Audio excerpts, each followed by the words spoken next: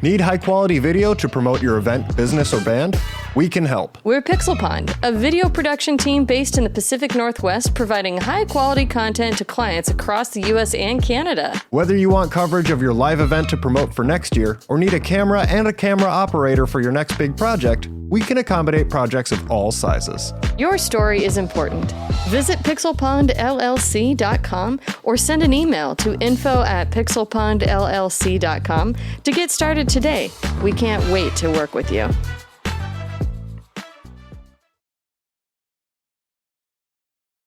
Coming up on Gamers Week podcast. All right, next up, would you like to taste fish soup in VR? Me neither. But a team of researchers at the Ohio State University has developed a way to replicate realistic flavors for virtual reality experience. Open your mouth, insert an electronic strip under your tongue, and delight in the experience of having artificially flavored hydrogels pumped into your most sensitive areas. Donnie, that was so fitting.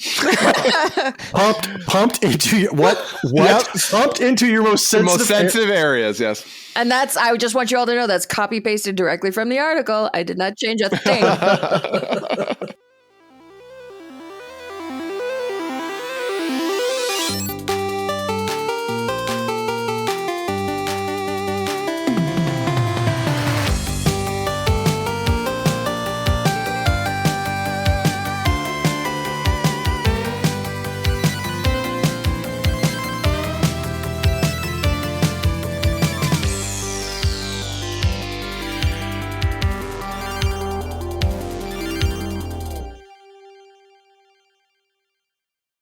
I guess the moral of the story is don't ever miss the dock. I love that that's what the transition was, so that everybody goes, the moral of the story is don't miss the dock. Yeah. Welcome in, Go Hobo Go. Frankie, thank you very much for that tier 1 subscription. We greatly appreciate that. So before we get started, I do have something I want to show everyone. Okay.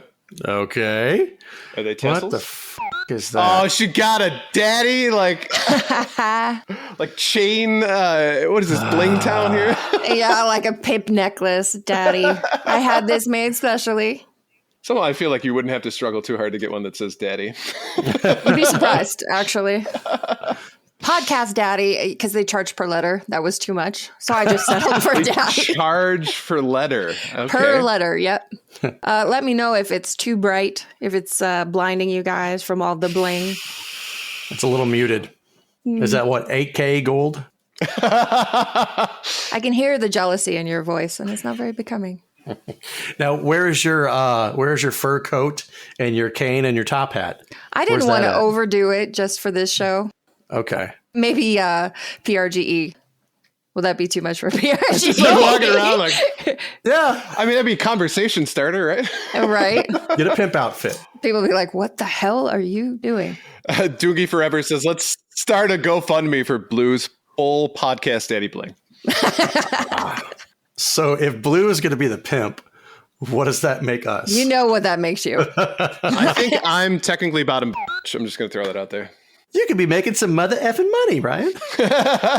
And if there's money left over in the GoFundMe, it will be used to deck out you two in your proper attire. Oh, we got to get you pretty well decked out first. Like you got to get the gator shoes, the fur coat, the silk suit, and we get whatever's left over. We're the plebs. Can I say though, I don't think Blue is a very good pimp name. So we have to come up with something, like, hey, my name is Pepper Jack, like stuff like that, right? Pepper Jack. Pepper Jack. Right. Something okay. Like that. We can workshop it. We have until October. Yeah. I mean, and technically, wouldn't you be a madam? Mistress? I mean, then again, she is daddy, so I don't know. It's a weird. Yeah, does it matter? All right, everybody. Well, thank you for coming and welcome to Gamers Week podcast. Like the name says, we analyze the best, the worst, and the weirdest headlines of the past week of the video game industry.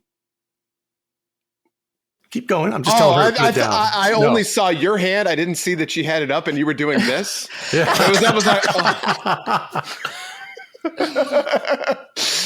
All right, we're starting off strong. This is episode 157, and today is Wednesday, March 19th, 2025. My name is Ryan, aka Retro Game Brews, and I have with me two fantastic co-hosts. The first of which has renounced her goth ways and is now contemplating joining the Grateful Dead / Fish Tour 2025 with her tie-dye hoodie that she loves so much. Blue, how you doing today? If I didn't like the Grateful Dead, I would be more offended at this. But you know what? I wouldn't have pinned you, though, as a Grateful Dead. You like the Grateful Dead? Yeah. Oh, God. It's one big f***ing jam fest. That's all it is. In the right atmosphere. I was going to say, I don't think you can be sober and listen to that music. Probably not. Understood.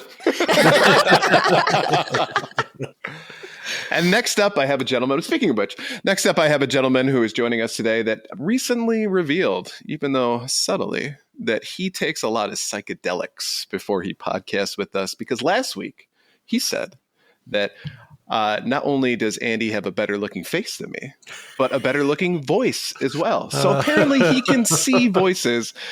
Donnie, how you doing today? He's got a voice for television. You slip up once and you're ridiculed, you're shamed, you're made fun of, you're poked, you're prodded, you're out there on the operating table with your legs spread open for everybody to see. Hi, the junior men's. That can be very refreshing.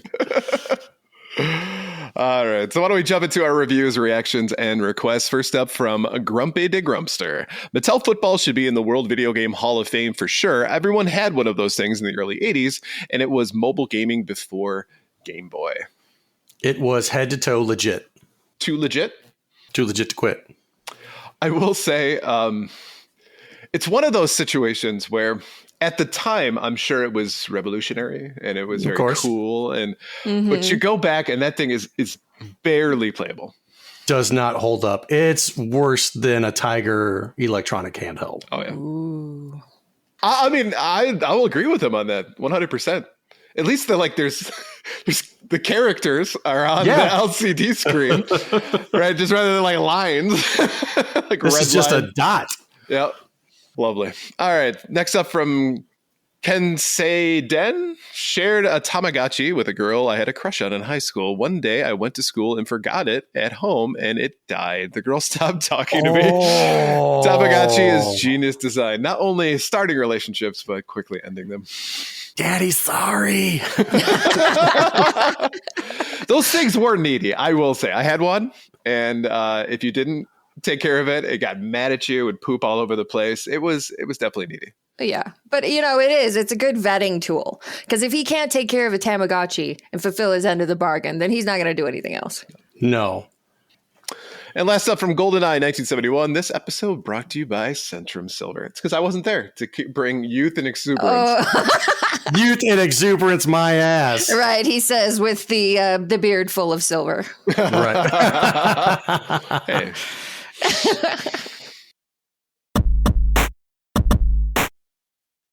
All right, so why don't we go ahead and shout out our patrons for the week. We couldn't do what we do without the help of our gorgeous patrons. Here are the generous folks supporting Gamers Week on Patreon. Agil3030, Don't Make Me Pull This Car Over, Games with Coffee, Hybrid Divide, You Fall Before Me, who just showed up in chat, Davey PGH, the Pixel Pond family, including Shannon and Luke, Zach Huge, thanks, Puzzle Butter or Puzzle Better? So many things going through my head about the possibilities of Puzzle Butter. Number one Blue Sick Voice fan, John Barron, Sony, president of the Nip Nip fan club, Evo Lust, Rai's secret best friend, Mega Retro Man, Gamatroid, Moradib, Michael, he called me a baboon. He thinks I'm his wife. LaKite, Emo-esque, Bill Tucker, the real retro game brews, Fruitcakes Pickled Pepper, Ducks with Thick Thighs, absolutely the best podcast, a work in progress, Wizard of Zardoz, Bobson Dugnut, Blues Little Sis, Loudmoth, Retro Blast Pat, BNT Zillaguy, The Mad Milkman, Seven Castle Forest, Crunchy Kong, Sheriff Snacks, Frank Grande, Love Retro BTW, Steven Sand, Ramboski, and Terry Canair.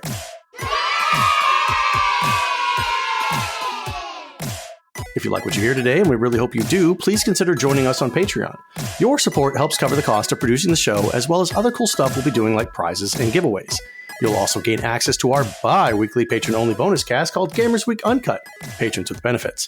Visit patreon.com/gamersweek or follow the link in the show notes to learn more. And I would like to try that and say, he called me a baboon. He thinks I'm his wife. Like I don't know. That seems like it's only German. It's not German Rodney Dangerfield. I don't think... I don't think you can successly mix the two together. They're incompatible. It's a challenge. Yeah. Correct. Like Brooklyn and German. Completely different vibes. Completely different. Mutually exclusive accents. Okay. I mean, you could say like German things in a Rodney Dangerfield accent. Right? Yeah. Nine respect at all. Oh, God. I get nine respect? All right, so let's go take a look at our headlines. All right, our headline segment is proudly sponsored by the Retro Game Club podcast. It's a fantastic, family-friendly retro gaming podcast. In each episode, Rob picks 2 games to play and discuss, as well as news, interviews, and other topics. Right now, they're playing through Psychic World. Visit them at retrogameclub.net or follow the link in the show notes to learn more. Psychic World. Master System. Never heard of this. Yeah, I'm drawing a big fatty blank. I wonder if it's like Taboo for the NES. Well, the cover looks like it's a female with robot arms and a 2-headed dragon and a tiger or a liger, maybe. I don't know. It's classic early 80s Sega Genesis cover art, so... Okay. You just described the biggest fever dream I think I've ever heard. It's like you threw it like in a Mad Libs. Like, all right, it's like, need another edge to it. Need another edge. Need a mystical creature. 2 snakes at the same time, man. All right, so let's go ahead and take a look at this week's headlines. First up, don't let your kids be on Roblox, says the Roblox CEO before comparing himself to Walt Disney. And declaring the platform the future of communication. Speaking to BBC News, Roblox Corporation co-founder and CEO David Baszucki, I don't know if I said that right, but don't care, said the parents worried about their kids using Roblox have a simple option open to them. If you're not comfortable, don't let your kids on Roblox, he continued. We do in the company take the attitude that any bad, even one bad incident is one too many. I would say that behind the scenes, the analysis goes all the way to, if necessary, reaching out to law enforcement. Last year, the company announced new rules for under 13s following a scathing child safety report and has AI systems that monitor communications. We don't condone any type of image sharing on our platform, and you'll see us getting more and more, I think, way beyond where the law is on this type of behavior. Things get slightly opposite later in the interview. Okay, I'm not crazy. That's what this says, right? Okay. Later in the interview, as Dave compares the experience of building Roblox to how Walt Disney must have felt when building Disney into what it is. The job is a little like having the opportunity he had a long time ago when he was designing the Magic Kingdom. If that isn't grandiose enough, Dave is asked to describe Roblox in 3 words and goes for 4: the future of communication. I don't know if comparing yourself to Walt is exactly where you want to go. You know why he did that, right? Because of course. Yeah, but not for the racism, not for the sexism or anything like that. Because in this day and age, if you're comparing yourself to Walt Disney for that, that's a bold move, Cotton. Let's see how it pans out. I mean, we don't know that's not why he's doing it. Correct. We don't. But I get one thing I do agree with him, though, is that often we've talked about this too, right? Is as a parent, it is your responsibility to look at the content that your kids are playing and getting involved with. And if you don't like it, then don't let them play. You know, even it may be an unpopular conversation that you have to have with your kids, especially considering all their friends are on Roblox and, you know, all they want for Christmas is Robux and all that good stuff. But let's be honest, at the end of the day, if you don't want your children potentially exposed to something negative and harmful to their psyche, their personality, whatever, then yeah, you certainly have that. And he reiterates that.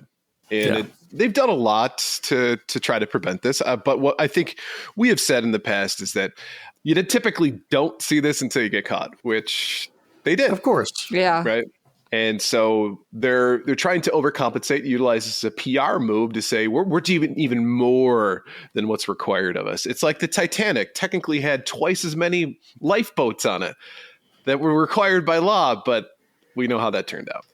All I'm saying is this to me stinks of PR fluff with a mixture of like hubris and the inability to recognize that he is not, God, more or less. Because that's what it's coming across as a God complex, let's be honest. He's the god of Roblox, apparently. But yeah, it is kind of annoying because instead of taking ownership of his own platform, taking ownership of the bad things that have happened and acknowledging them, and we're not going to run from this. We're going to face it head on and we're going to fix these problems and make sure our platform is absolutely as safe as it can be. Mm-hmm. He's like, if you don't like it, you can just leave. Whatever. We don't care. Just stop bothering me. Right. And then continuing to insist that, no, we're the future of communication and our platform is perfectly safe and blah, blah, blah. This does kind of read like somebody with a God complex who I'm not the problem. You're all the problem. Mm-hmm. Now, that's the problem with that is that it's something that you're trying to interpret via text, right? Mm-hmm. You're getting I have a complex, and if you don't like it, you can leave. What I'm seeing is, if you're not comfortable, don't let your kids be on Roblox. We're even going so far as to say, if you find anything, go to law enforcement. Like we're here for you. We're here for you, parents. And so I'm reading into it a little bit differently, but it's still the same. You got caught, and now you're backpedaling, trying to institute all of these fixes. Which great, it sucks that stuff had to happen first in order for you to do this. But I do like the fact that they are making this place or seemingly safer for kids to be on. I'm seeing though a shift in how CEOs communicate. And we've talked about this. CEO says something stupid, then has to backpedal. Right. It's like a theme of the last 2 years. But, if you went back in the 90s, CEOs didn't have access to social media. There were a lot of young CEOs. When it was for the best, really. Right. That's kind of what I'm getting at, right? Because you got guys like Zuckerberg, Bezos, Elon Musk, right? And the guy from Roblox, they're not able to hide their personality issues, right? Prior to that, I'm sure in the 90s, there were plenty of CEOs that thought they were, God's gift to whatever, right? Mm-hmm. But it wasn't out there in the public. When something would go wrong, you would have a CEO get on there and make apologies for things and say, we're doing better. We're going to do X, Y, and Z. Very prim, proper, professional. And now it just seems like a kid running with scissors, right? It's just like, hey, whatever. Right. And I don't know if I like this transition. There's a part of me that maybe because I'm older and I guess I have more expectations of somebody in that role than maybe. But yeah, if you're making $1 gazillion, you should be able to at least put a professional front on in public. But as TKN85 says, it's a feature, not a bug for CEOs. Right. Right. That's a good point. And then Puzzle Better says, Roblox, people have to parent their kids. I play with my kid because all the kids play, but I either play with them or have a trusted adult hang with them. Chat up where I can see it. Making it safer is good, and Roblox is better than some with what they filter, but not complete. Puzzle's nailing it. This is exactly what you should be doing with your kids. Exactly. And with our generation too, let's be honest, we grew up with access to gaming and access to online gaming platforms. So we should know best out of this. And it's surprising to me how few people actually do. I suppose. I mean, most of us, yeah, most of us grew up on the Wild West of the internet, and we're fine. Like, we never got abducted or anything like that. So fine is, I think you're okay. Well, yeah. Physically, we're still here. Mentally, I mean, who even knows? But like, we never got abducted or anything like that. So I might hazard that quite a lot of parents our age are just kind of like, don't think it's as dangerous as it possibly could be. Well, and I think too is what Puzzle Better isn't doing like the helicopter parent thing, right? But she knows that there's a platform that has potential danger to it. I mean, you're not going to send your kid off to do skydiving and be like, Call me when you get down to the ground. Yeah, I trust you you. might. Right. I mean, our parents kind of did, just let him out into the yard and he'll be back by the time 8 o'clock rolls around. Oh, the cops showed up, brought him home, huh? Great job, Billy. I've been guilty of that before. Yeah. Can't wait to hear that story. Right. Oh, Next uncut. Yeah, next week is an uncut, not a play. It's in the vault. It's in the vault.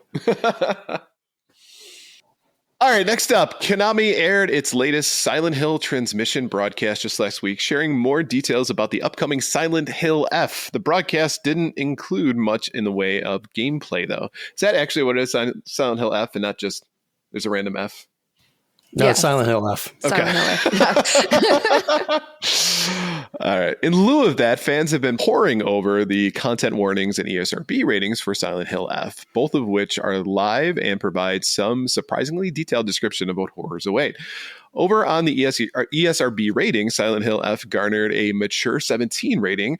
That's not terribly surprising, but it's the rating summary that offers some more detail. Some of the content called out the summary including characters buried alive inside a cage, a woman branded with a hot iron, a character sawing off her own arm, a character slicing off portions of a character's face, and the most horrifying in all, a nude mannequin-like character with exposed buttocks, partially exposed breasts. Silent Hill F has no release date at the moment, though having an ESRB rating this detailed certainly suggests that it's not far off. It's currently targeting PS5, Xbox Series X and S, and PC when it does launch. ESRB, thanks for the spoiler alert. There's all these horrendous things that are happening in the game, but also you need to be careful about exposed butt. Can't have any of that. Can't have any of that. Oh my Well, I was God. fine with the peeling the face off of somebody, but Yeah. no. Yeah. So in a lot of ways, the trailer looks amazing. It looks really high quality. The graphics look great. The monsters look creepy. It's all kind of the stuff that you expect from Silent Hill. This one is set in Japan in the 1960s, so it's a little bit of a different atmosphere for Silent Hill than we're used to. It is centered around the main character looks to be a teenage girl, which, I'm going to be honest, after playing the short message, which was that free one centered around teenage girls on all their angstiness, that did not make me super excited for Silent Hill F. I don't know how invested I can get in a story that is centered around high school girls and their dramas. Because they're mean. Isn't it like half of anime? Is that? Not the anime that I watch. Did you watch Sailor Moon growing up? No. Really? I would have Yeah. pegged you as like a huge Sailor Moon fan. I'm sorry. All right. My entire point and everything I had to say after that completely watched when you said no. So great. Yeah, Great that's stuff. just me personally. The feedback that I've seen online is a lot of people are just really excited for it, especially after the success of the Silent Hill 2 remake. Right. If this game is as good as that one, then I'm sure it will be an amazing success. It was just me personally. I was like, yes, it looks great. High schoolers. I don't know, but we'll see. They may surprise me. Have they stated anything about how the gameplay is going to be? Whether it's first person, third person, action adventure, what we've known from the Silent Hill universe, or are we going to get like a really horrible surprise and it's going to be like a deck builder game? I don't know. I like deck builders. But it doesn't fit with a Silent Hill game. No, it doesn't. Go Hoboco says, what if the high schoolers have a daddy medallion? Then you know what? I'm in. I'm in 100%. Jeez. Silent Hill rhythm game might be fun though. Ooh. But Silent Hill doesn't really have, like, it's got atmospheric music, but it doesn't really have music. So then, like, just turn it into J-pop and go for it, Just like, and it can be, Pyramid Head dancing in the corner, right? And then This is what caused Silent Hill. there we go. I will say, when did ESRB start describing specifically what was in a game? Last time I remember, it was just like violence, gore, blood, Sexual that was it. situations, stuff Yeah. like that. Yeah. Yeah, general. I'm not sure why or when that started happening, but yeah, I think these are fairly spoilery type stuff. So you'll be playing the game and you'll be like, oh, okay, there's the character who's getting burned alive in a cage. I knew that was coming. You can make like a bingo card of it or something. I don't know. But They spliced in like 100 cages, so you have no idea, right? The entire game is cages, and it's like the 45th cage. Oh God! Like that anticipation is just building constantly. Yes, exactly, right? Rocky Horror. Or it's a mechanic in the game. Like you have to go in the cage. You're like, no, I know what happens if I go in the cage. I'm gonna get burned alive, so I'm not doing it. Puzzle Butter asks, what would the special gamepad look like? And it's that monstrosity, that bacteria monstrosity. That's what the gamepad would be. Yes, the bacteria game controller. They would make a larger version of it that looked like the power pad, and that's what you would dance on. Mm-hmm. I still got to say, though, I have a hard time not at least being quasi excited for a Silent Hill game, considering the gap from one last time, besides remakes we've had. So a new addition to the Silent Hill. So this is probably going to be a one that, regardless of what reviews say, whatever, I'm going to check it out. This is, you're going to turn the lights off, go for it. I've played, the first two myself, and I think maybe it's time to get back into it. Now, you can say it's time to get back into it, but don't tell us that you're going to play it when we all know well that you don't keep your promises when it comes to those types of things. This is true. So I have to make it a blood oath then? Like if I every time I say I want to play a game? Come on. Give it to us. I mean, history has proven you're a liar. Yeah, I'll be playing Hollow Knight next week. Yeah, see? Jungie Forever says, stream it. You got to prove it. I would stream Silent Hill for sure.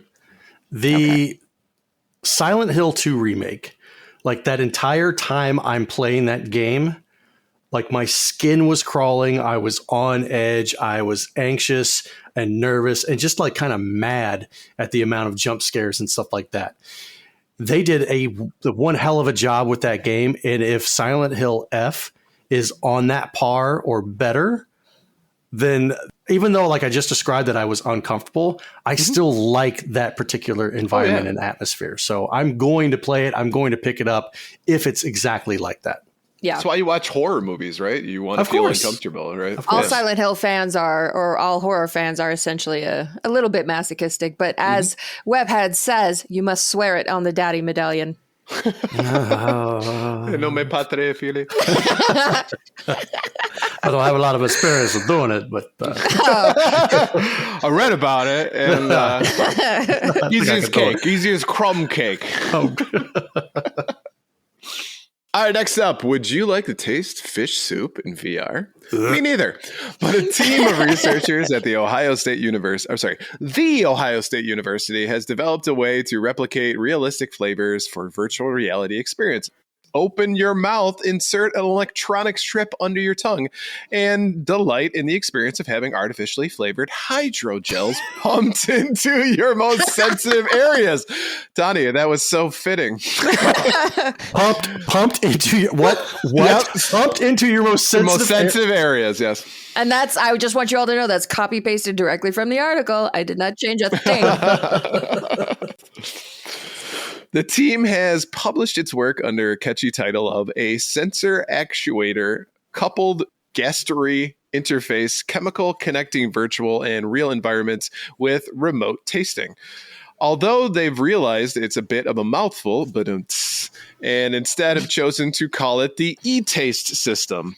Food is first analyzed with sensors to detect flavor, which are then replicated via the oral insertion of several tastes, including inducing chemicals. Oral insertion. These being sodium chloride for salt, citric acid for sour, glucose for sweet, magnesium chloride for bitter, and glutamate for umami. Apparently, the system. Apparently, the system works relatively well, as 80% of the small test group of 10 people reported that they could distinguish between lemonade cake, fried eggs, fish soup, and coffee. What about ass? That's like I was just about to say, when they make porn VR. Yeah. As Ducks in Disguise says, inserted tastes, yeah, I'm out. Because absolutely, as you're reading this, all of our minds went one place, and all of our minds went the same place. If this technology works out, we know exactly where it's going. Would you rather have the taste of vision or the smell of vision? Or both? I feel like with smell-o-vision, if there's a certain smell, you can't get away from it. With taste-o-vision, just shut your mouth. But it's under your tongue. The entire time. Yeah. So I can't talk while I'm playing? You should be able to. They might. Yeah. Not well, but Well, Bobcat Goldthwait. Hey, man. I know. But I mean, do you want to taste the fish soup or not? You got to make some sacrifices. Fair. It's fair. It reminds me of the gum in Willy Wonka. You know? Oh, yeah. Full-length dinner. Potato. Yeah. Snozberries taste like snozberries. Love the concept in certain applications. Which applications are those? The one you're thinking of. But also think about like, okay, so for example, Cooking Mama, right? Or Overcooked or something like that, where it's like a cooking simulator. You could taste your food afterwards, which would be kind of cool, right? And you could find out if the culinary concoction that you've created was delicious or not. Yeah, put too much salt in it, you're going to taste it right away. Simon Ashtier says, Pat's note, cherry pie flavor corrected where players were previously experiencing wet dog. I mean, I could see like the coffee, the lemonade, the cake, those all kind of sound like they wouldn't be too bad. I'm not sure why they chose fried egg and fish soup. Both of those sound absolutely awful.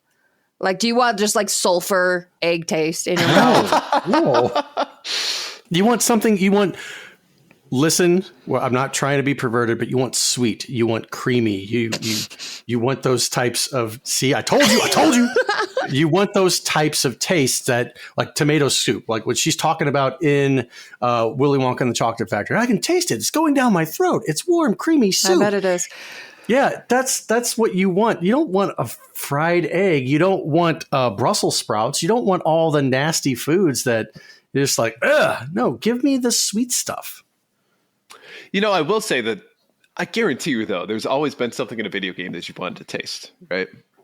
There's always been a food somewhere in some playable portion of a game that you're like, you know, I would love to taste that. Or like a drink or whatever. So that could certainly make the experience more immersive. It's probably 10 years off from being even close to being viable, right? Right. And how much is it?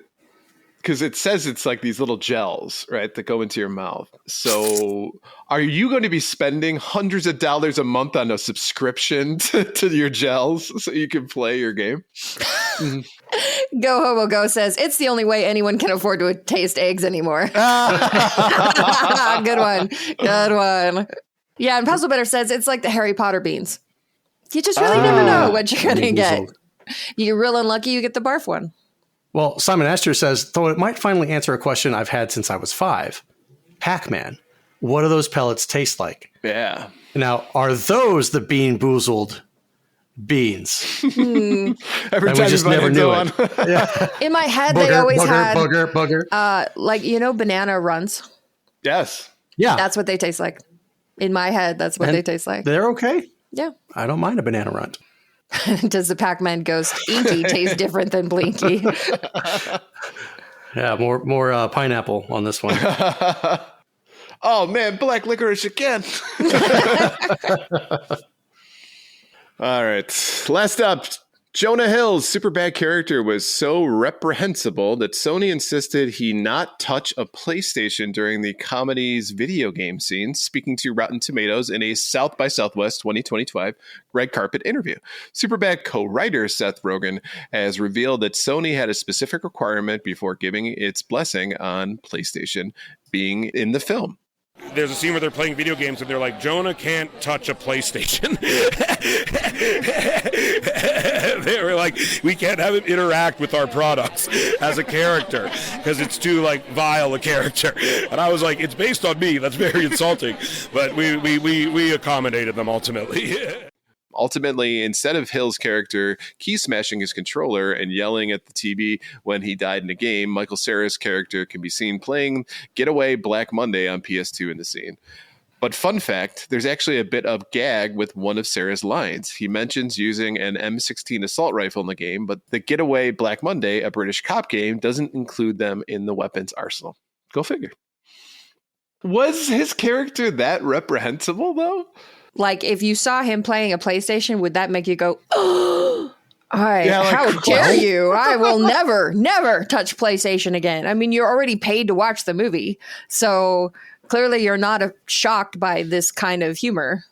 I'm just thinking about like the meme, it's like, can't play the PlayStation on screen. Fuck me, right? What's so bad about a high school kid who's awkward? I didn't really find his character reprehensible. It's been a long time since I've seen it. Yeah, that's true. I mean, I don't think movie night.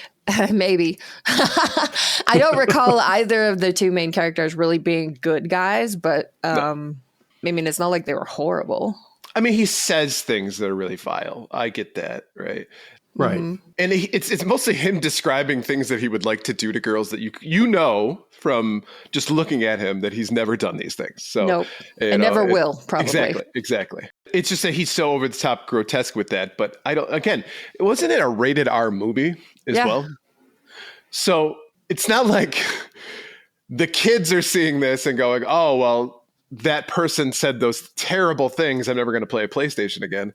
These are all adults, for crying out loud. Right. And it was presented as you don't really want to be like this person. Right. Exactly.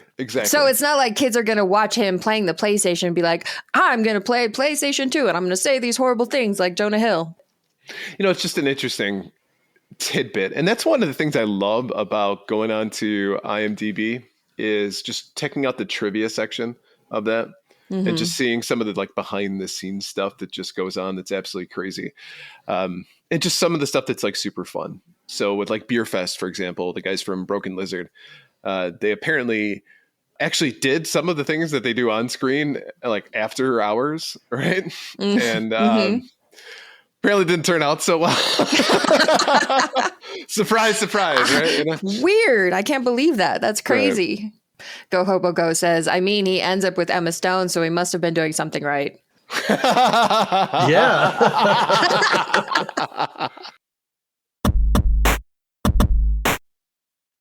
Yeah, let's go ahead and take a look at our top 3 new releases. Atelier Yumiya, The Alchemist of Memories and the Envisioned Land. PS5, Xbox Series X and S, PS4, Xbox One, Switch, and PC. After the mysterious destruction of the Aladician Empire, alchemy is considered evil and taboo. Now, a lone alchemist takes her first step into this unexplored and perilous land. Fight strategically, utilizing 2 types of attack ranges, which change your skills as you switch between them. Test your ability to make split-second decisions during real-time combat in this action RPG. Rainbreaker, PC. Rainbreaker is a high-octane action roguelike set in a dystopian medieval punk world. Step into the boots of Clef, a fearless rebel ready to rid the world of the kingdom's oppression. Take down the elite and lay siege to the Queen's Grand Bastion. Grab your javelin and become the Rainbreaker. Assassin's Creed Shadows, PS5, Xbox Series X and S, and PC. Experience an epic action-adventure story set in feudal Japan, become a lethal shinobi assassin and powerful legendary samurai as you explore a beautiful open world in a time of chaos. And based on these unbelievable descriptions, Ryan, which game are you picking this week? So Altair Yumiya. Yeah, just as soon as I played the trailer, I knew it was out. It was... Yep. The anime art style, the cutesy. And then the only thing I think it's got going for you is you can pet a cat. And that's about it as far as things that I would be interested in. So that one off the list, that was pretty quick. I'm torn between these two. This actually might be I want to try both on this one. Okay. Right. So Assassin's Creed Shadows, Japan, you know me. I love that stuff. And I've heard some positive feedback about this potentially. I think a lot of people are expecting it to fail, though, based off of just how Ubisoft has been doing up until this point. So, well, their last few years have not been good. Right. So there is some concern about that, but I think people are, on the whole, more positive than I was expecting based off of that. So for me, at least, I mean, it plays to all the things I would like. So I get it. It seems like a knock or knocking it out of the park for me. But Rainbreaker looks like the coolest version of Diablo 2. It looks so badass. And the only thing that I think at this point that just hinders it a little bit is that you play as one character the entire time. You don't get to go back and choose different classes like you can in Diablo 2. But outside of that, visually stunning. It sounds like it's got a rockin' soundtrack. It looks so fun in the sense that, you know, you're traversing and it feels like you're a part of this epic battle that's happening. And you got the javelin and you're casting spells and all that kind of stuff. It just, it looks so badass. And the fact that it's that medieval cyberpunk view as well makes it really appealing. So just based off of that, I would probably go with Rainbreaker over Assassin's Creed. But yeah, I'm torn. I'm torn between the two. Just like Natalie and Bruglia. So, Blue, what about you? What are you going with this week? So, is the title of the series Atelier? Yumiya? I don't know. I didn't know how to read that. Somebody's got to actually us, so I thought I'd throw in another pronunciation just to show we're trying.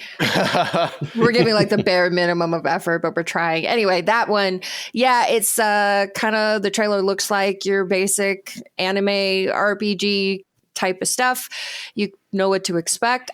I kind of like those games from time to time. I think this is a series, though. I don't know if it would be important to play the others or not, but in a pinch, I don't mind that one. Next up is Rainbreaker, which it looks freaking awesome. It looks like if Hades had Riot Girl energy with neon colors. And I'm so here for it. It looks amazing. The only thing that's holding me back from that one is it's only on PC. Yeah, it's a bold move, only releasing it on one particular app platform. Yeah, so I'm hoping that if it does well, it will be able to go to other platforms, but I will hold out for now, which leaves me with Assassin's Creed Shadows. And I have in the past been a very big Assassin's Creed fan, but I got to admit that after Odyssey, like the formula is a little old for me at this point.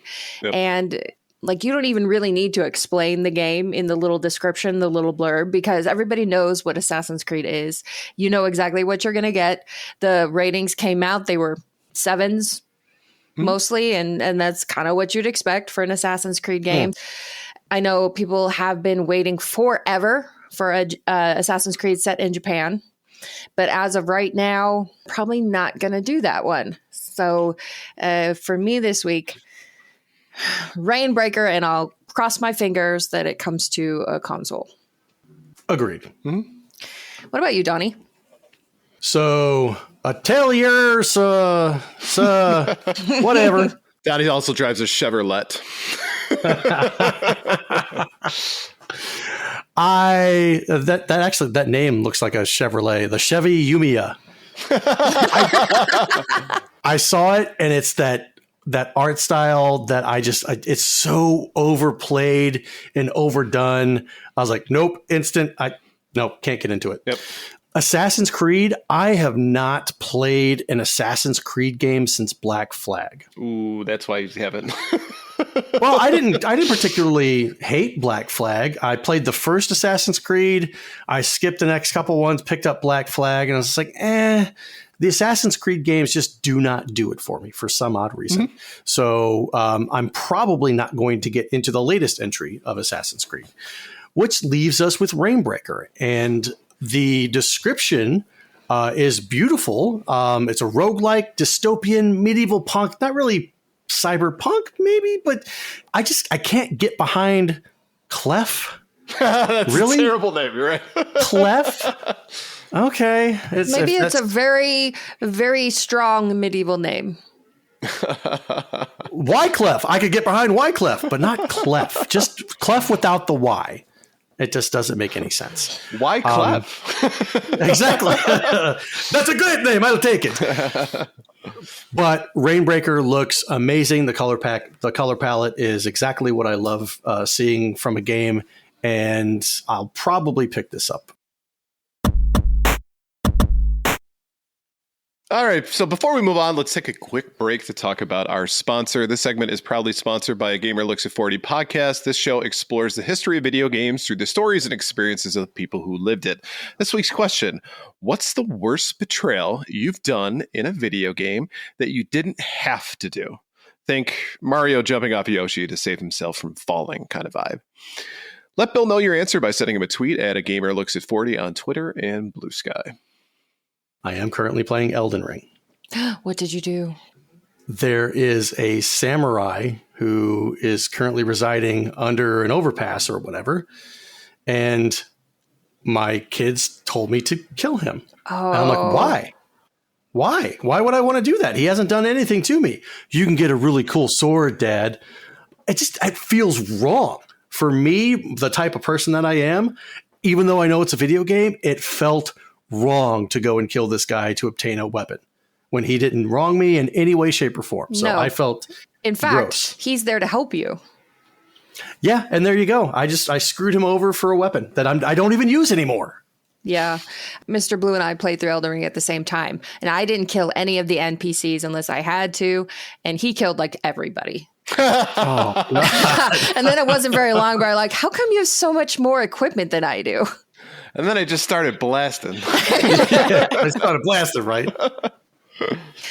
So for me, it was in a little indie roguelike deck builder called Frost. And the point of this game is that you are running from this perpetual ice storm. And every time you move a space essentially closer to freedom, there's bandits there to kill you, or wolves or bears or whatever. It's a really, really difficult game. And there's a card in your deck that is your pet. It's a cat or it's a dog or something. The pet card does not contribute anything else to your deck. It's just there. Mm-hmm. And so when they introduce the pet card, they say you can sacrifice the pet. The pet will die in your place and you can get away. And when I saw that, I was like, no, absolutely not. I would never do that to my cat or dog. Ooh. Well, it was only a few turns later where I was like, God damn it. If I don't sacrifice the cat, then I'm going to die. Like, we'll all die. The game will end. There'll be no point. So It's like Sophie's Choice. yeah, like Sophie's Choice. Utilitarian ethics. Like it's the greatest good. And so sorry, cat. I had to. I still feel bad though. Throughout the rest of the game, the cat's going to be dead. Yeah, the cat's dead the rest of the time. No new cat. No going to the shelter. There's no shelter there. No. You might be able to barter for another cat, but Snowball has to go, says Ramboski. yeah. See, Ramboski gets it. I didn't want to. I felt bad, but like it had to be done. So I was thinking about this, and there's so many things that come to mind. It's like, Mario throwing out the penguin off the ledge, right? It's not saving the aliens in Super Metroid. It's stealing the kids' money in Final Fantasy VII, or the 10 Phoenix Downs from the baby bird. All betrayals, right? But the one thing that resonated with me has to do with playing Halo in LAN parties back in the day. Because Halo has friendly fire. And I don't know how many times I would grab the rocket launcher. Didn't care who was on my team that was around there. Just let it out. Right? Because I wanted more kills and I wanted, So it got to the point where I was instructed that I was no longer eligible to pick up the rocket launcher. Because I would play like, damn it, Ryan. I was like, what? You got in the way. It makes a big boom boom. KD has to look good. It doesn't matter how it gets there. Exactly. That's a negative KD, though. For them, not for me. Scoreboard. Yep. You're that person in the meme on the pedestal, biting the gold or biting the metal, doing the champagne, but you're like in 50th place. Exactly. And it's all friendly fire kills.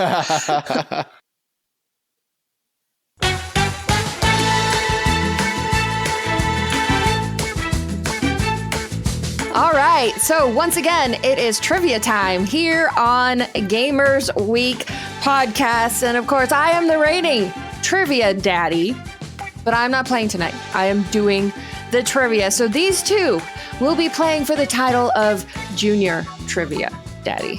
No. Nope, it's not Junior. Don't give me that Junior Vice Trivia Daddy? I could do Vice Trivia, but not Junior. Sub Trivia Daddy? No! You don't want to be the sub? Trivia Daddy? Okay. Your protests have been heard. It will be Vice Trivia Daddy. Assistant to the Trivia Daddy. Not assistant, but assistant too, though, right? Yeah. Okay, so the theme of the trivia tonight, as we discussed last week, 2025 is a banner year for major video game anniversaries. For whatever reason, the stars have aligned, and this year there are a ton of monumental game anniversaries to celebrate. So in that vein, we have 4 categories, each category for a decade: 80s, 90s, 2000s, 2010s. 3 questions under each, 12 questions total. Who wants to go first? Ryan, since you're coming back, why don't you go first this week? I'll come on your back. What? Yeah, I'll go first. Pixar, it didn't happen. Superman. All right, why don't we start out with 90s? Okay. Twisted Metal turns 30 this year, having debuted on the PlayStation in 1995. On what day does the game's story take place? Was it A, Independence Day, B, Christmas Eve, C, Halloween, or D, New Year's Eve? It's either Christmas or New Year's, I want to say. It's a Calypso, the whole thing. I was thinking it was New Year's or Christmas, so I'm going to go with Christmas. Is that your final answer? It is. And you are correct. It takes place on Christmas Eve. I was going to be shocked and disappointed if you didn't know that. Well, like the first date you said it to me, and then I was like, all right, she said Christmas, I'm going to go with that one. Then you brought in New Year's. It's like, Yeah. ooh. Because I like you talk about the game all the time, so I figured you would know it. Yep. Really quickly, can I ensure? I just want to make sure that your chat is off the screen. Oh, yeah, it's still left. Yep. Okay. Yep. Yeah, I've got mine that's off the screen. I can't see it. Yep. Same. Okay. Yes, everybody in the chat, feel free to play along. These 2 are on the honor system and will not be looking at your answers. All right. Donnie, pick a category. Let's go with 80s. Nintendo debuted the Game & Watch in 1980, making this year its 45th birthday. The company would go on to release 60 different Game & Watch titles between 1980 and 1991. Which title was the line's best seller? Was it A, Popeye, B, Mickey Mouse, C, Donkey Kong, or D, Zelda? My instinct is to go with Donkey Kong. But Zelda, for some reason, has got me... Oh, God, this is a coin flip. Watch it be like, oh, no, you're wrong. It's Popeye. I'm pretty sure it's Donkey Kong. I mean, I've got Mario sitting over here at the Game & Watch. Or no, not the Game & Watch, just the... No, I'm going to go with Donkey Kong. Yeah. Final answer? No, Jesus. Zelda is just... For some odd reason, Zelda is really screaming at me. God, I'm going to go with Zelda. Yeah, I'm going to go with Zelda. Final answer. Final answer. Yep. The answer is Donkey Kong. Oh! Damn it! As soon as you said I'm going with Zelda, I was like, no, don't. Take it back. Take it back. That one hurt. Maybe we shouldn't talk through these. Let's go with 2000s. Let's see how we're good at that. Diablo 2, one of the greatest games of all time, released 25 years ago on June 28th, 2000. Which weapon from Diablo 2 is named after a fictional porn star? I need to name the porn star. No, By naming the porn star, you name the weapon. Okay. Peter Gunn. I'm kidding. Do I get a chance to steal? Yes, and I'll apologize. Okay, I should have let Ryan take a chance at that last one, but I just couldn't resist that moment, that beautiful moment in telling you that it was actually Donkey Kong. Like this. Porn star. It's not Jenna Jameson. That would be dumb. I just like the name Rod Steel is coming to mind. Rod Steel. Is that your final I'm answer? going to go with that. I'm going to go with Rod Steel. No. Donnie, which weapon from Diablo 2 is named after a fictional porn star? I believe it is Vlad the Impaler. That is incorrect. Okay. I just love the smirk, though. That was great. The weapon is the Diggler Dirk. Dirk Oh, Diggler. the The Diggler normal Okay. dagger is called the Dirk. The unique dagger is called the Diggler Dirk. Dirk. Nice. Okay. Boogie Nights reference. Boogie Nights reference. See, I'm looking for real porn stars now. Yeah. Fictional porn star like 6 times. I know. It just wasn't registering. I'm like, fictional. Like, that could be anything. Right. Donnie, you're up. 90s. 1995 was a phenomenal year for video games, and there are so many classic titles turning 30 this year that we don't have time to list them all. But which of these 2 titles released on the exact same day? Clock Tower, Super Mario World 2, Chrono Trigger, Panzer Dragoon. You right there, bud? I was like you were pushing something out there. Okay. So Check his shorts later. Yep. I know Clock Tower came out on the Super Nintendo first. So That is correct. good. All of Lord. those games came out in 1995. Right. 2 of them came out on the same day. Yes. So Clock Tower, Super Mario World 2, 2. Yeah, Yoshi's Island. Yoshi's Island, Chrono Trigger, and Panzer Dragoon. Panzer Dragoon. Son of a... This is going to suck. Chrono Trigger and Panzer Dragoon, final answer. That is correct.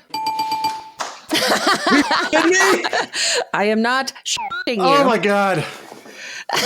Bit of relief. Son of a... Ryan, your turn. Let's go with 80s. Pac-Man, released in arcades in 1980 to immediate success, and even 45 years later, the iconic character is still recognizable all over the world. In 1981, Japanese manufacturer Shoei decided to capitalize on the game's success by releasing a terrible, erotic version of it. What was the erotic game's title? Is it something that's going to get me bleeped No. if I say it? Okay. I like where your head was at because I was thinking the same thing. F-Man. An erotic Pac-Man? Mr. Swallows. Final answer. No, though that's not a bad guess. I don't have the first clue. No. No? Uh-uh. The game is called Streaking, and it is a naked woman running around a maze being chased by cops. Oh, okay. Okay. We're going streaking up in the quad. To the gymnasium. All right, so checking in, we are tied 1-1. Okay. Donnie, your turn. I think there's only one question left in the 80s category. Is that correct? Correct. Let's go with the 80s category. Nintendo's Rob toy launched alongside the NES in 1985, meaning it's turning 40 this year. What do the initials ROB stand for? I knew you were going to ask that. God. I know. See, he knows. You better get this right. Yeah, I'm screwed. Something buddy. Look at his face. He's so hopeful. I'm God. I don't know it. Ryan, Robotic operating buddy. you are correct. I got one of it, so like maybe a fraction of a point. You got the weirdest one, right? Go Hobo Go says, recycle only, bitch. Very family friendly. Ryan. Let's finish out the 90s. The inaugural E3 Expo took place on May 11, 1995, meaning that if it was still around, it would be celebrating its 30th anniversary this year. That first E3 Expo is mainly remembered for the famous $299 mic drop Sony PlayStation announcement. But of course, there was a lot more going on. Which of these things did not happen at the first E3? A, the San Diego Chargers cheerleading squad handed out condoms to guests in an attempt to garner interest for the 3DO. B, Nintendo threw a giant party the night before the show, staffed by hired supermodels called the Nintendettes. C, despite the fact that the CEOs all hated it, Sony debuted its new mascot, Polygon Man, a disembodied alien designed to highlight PlayStation's great ability at handling 3D. Or D, John Wayne Bobbitt, yes, that John Wayne Bobbitt, who became an international celebrity when his wife emasculated him in his sleep, autographed copies of a porn game titled Uncut. So the John Wayne Bobbitt one sounds way too specific to not be included. Polygon Man does sound like PlayStation, something they would create. The fact that on Nintendo we got Nintendogs but not Nintendettes upsets me a little bit. It's a missed opportunity. You could take care of your supermodels. I gotta have a hard time thinking about condoms for the 3DO. It was the 90s, man. Unless there was like yeah, I know. And like the whole, Lisa Left Eye Lopez and safe sex and stuff was very popular. It's the first two. It's one of the first two is what I'm thinking. So condoms or Nintendettes goes hand in hand. They're so similar, which also makes me believe that Blue wouldn't come up with two things that are so similar. So now I'm just, look at all this. I'm in your head now. You are. You're definitely in my head. I'm going to go with Polygon Man then. Final answer? Yep. It is incorrect. Polygon Man is real. Was he really? He can't hurt me. He can't hurt you. Okay. Donnie, do you have a guess? So it's either the Nintendettes, the condoms, or what was the fourth one again? John Wayne Bobbitt. Okay, I'm going to go with it's the Nintendettes. That did not happen. Final answer? Final answer. That is incorrect. The Nintendettes did happen. Okay. Why didn't we get a Nintendettes game? So which one didn't happen? The correct answer is the San Diego Chargers cheerleaders were not there handing out condoms. They were there. They were not handing out condoms, but they were there to help market for the 3DO. Interesting. Okay. So score update, Ryan is at 2. I'm at 1. Correct. Okay. Donnie, I believe it's your turn. Let's go to the 2000s. 2005 brought us some heavy hitter titles, all turning 20 this year, such as God of War, Shadow of the Colossus, and Yakuza. But what was the best-selling game of 2005? Was it Gran Turismo 4, Madden NFL 06, Star Wars Battlefront 2, or Resident Evil 4? Son of a... I thought it was going to be Guitar Hero. Boy, you cannot really... Madden didn't really get... No, they were... Okay, so Madden, Star Wars, Resident Evil 4. I'm going to say it's probably Madden. Final answer? Yeah, I'm going to go with Madden. Incorrect. Interesting. That was the one I was going to pick. So, Star Wars, Resident Evil 4, and then what's the first one? Gran Turismo 4. Which I don't think is it, but... Gran Turismo 4? Really? Let's go with Resident Evil 4. Final answer. That is also incorrect. Damn. The answer was Gran Turismo 4. Ugh. Okay. I would expect that from Gran Turismo 2, but 4? Gran Turismo 4. Okay. Ryan, you're up. Let's go crazy. Let's do 2010s. Let's get nuts. 15 years ago, the Kinect released for the Xbox 360 on November 4th, 2010. The controller-free motion sensing device sold an incredible 10 million units in its first 60 days on the market. That's an average of over 133,000 units per day. This feat earned it the Guinness World Record for the fastest-selling consumer electronics device, a title it apparently still holds today. What device was the previous record holder? Was it the Wii, the iPad, the Galaxy S phone, or the iPhone 4? I know people are crazy about iPhones compared to Galaxy phones. So the Wii did gangbusters. So that one's... Oof, you picked two good choices, Blue. iPhone 4, final answer. That is correct. I was going to go with that one. Damn it. See, I thought I was like, the Wii's a trap. The Wii is a trap. Actually, I chose those because those were all, well, except for the Galaxy S phone, because this was the year of the first Android phone. But the others were all former record holders that beat each other. Okay. Oh, no kidding. Donnie. 2000s.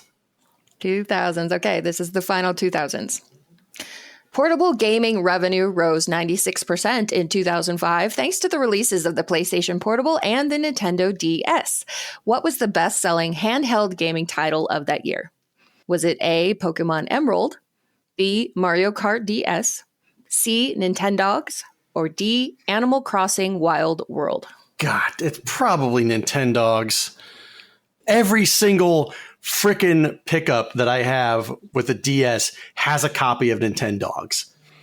It's funny. I mentioned Diablo 2 earlier, and you had a Diablo 2 question. I mentioned Nintendogs earlier. You got Are you spying on my notes? So, Nintendogs, Super Mario Kart DS, Pokemon Animal Crossing.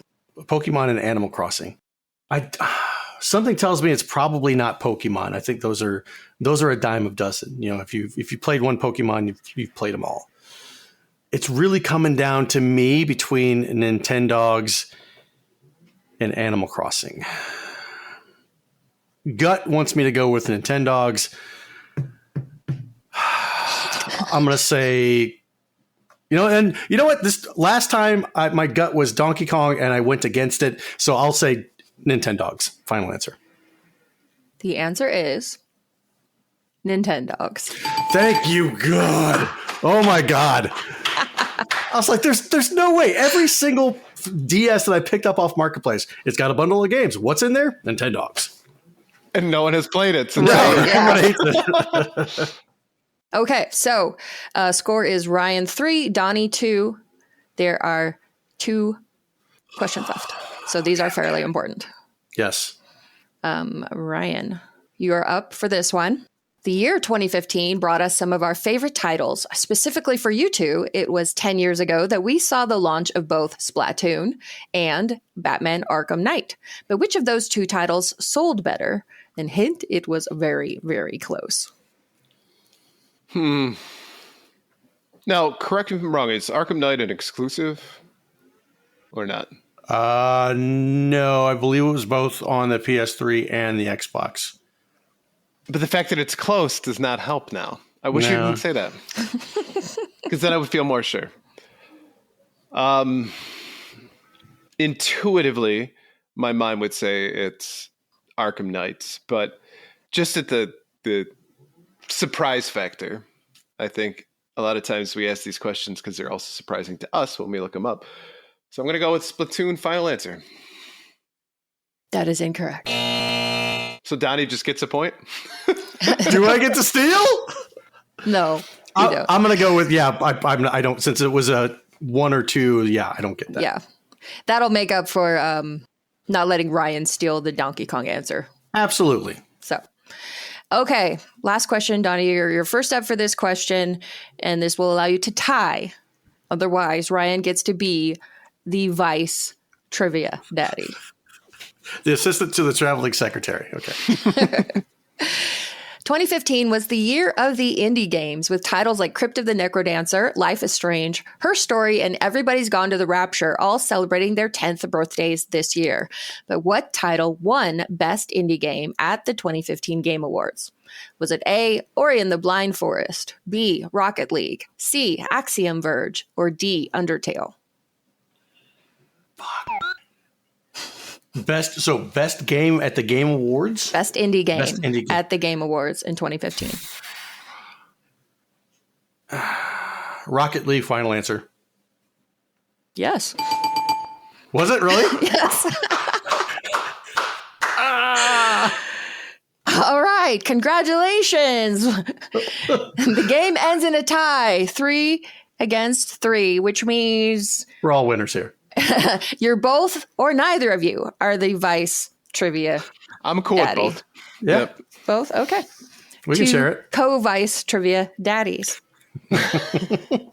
So thank you, everyone, for playing along. Oh my God. I just pulled that out of my ass. Right. What a buzzer beater. Like, I'm thinking of the other games. I'm like, okay, Ori I've heard of, but I don't think any of them have made a profound impact like Rocket League has. So I mean, those are all major Yeah. indie games. Absolutely. Yeah. But I think Rocket League, I mean, you've got esports that have formed because of Rocket League and whatnot. So I had to throw that out there. And now it's available on every platform you can think of, including, your iPod Shuffle. And It's just like Doom. Yeah, but can you play it on a pregnancy test? with another with a will in the way, right? Right. I'm not positive.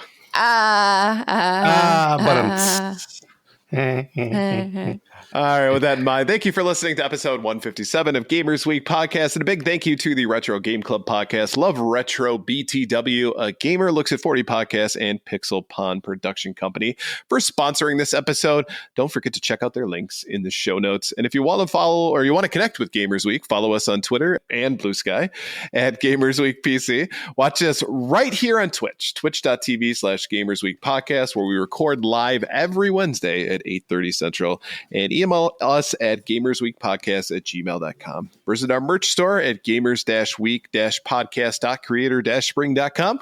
Or if you want to do it the easy way, follow the link in the show notes. And last but not least, join us on Patreon at patreon.com/gamersweek. Finally, since you made it all the way to the end of the episode, please leave us a rating or review to let us know how we did. We really do value your feedback. And while you're there, consider subscribing on iTunes, Spotify, or the podcast platform of choice. Donnie, number 3.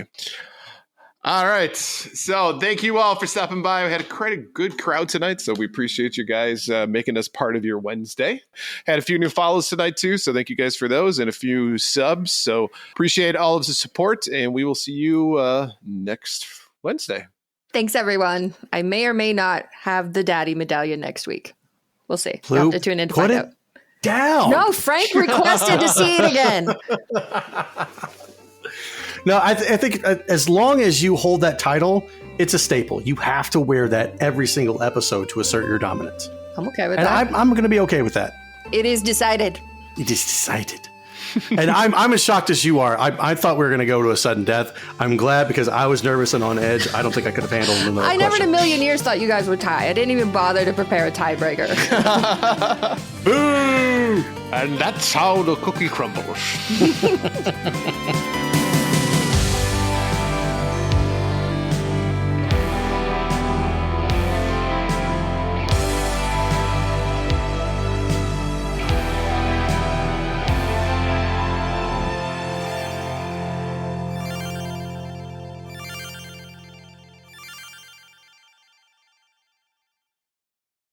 So I lost my sunglasses.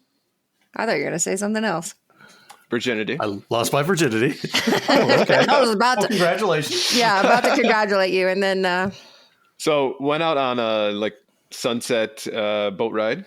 And, I had the sunglasses on for most of it until the sun went down, put my regular glasses on. And I had them clipped right here, right? Mm-hmm. And the wind just... Yoink! Yeah. The captain turns around and is like, you want me to go back and get them? I'm like, what's there to get? I mean, it's not, they don't float. So, yeah. No. Unless you want to try to find them in the dark. Yeah. I remember I went down to the lake with some friends, Lake of the Ozarks in Missouri, and we were on a boat, and I jumped in the water, and my sunglasses were on top of my head. I kind of forgot they were up there, and they just started sinking. And I was like, my sunglasses. Dove down, and I'm like, I dare not open my eyes in this water. So I'm just like feeling around. I feel them on my fingertips. So I'm continuing to wave around, picked them up, and I was like, held them up proudly. I'm like, yeah. Everybody was cheering, really. And then I get home, and I sat on them. And You went from the never-ending story moment to, wah, wah.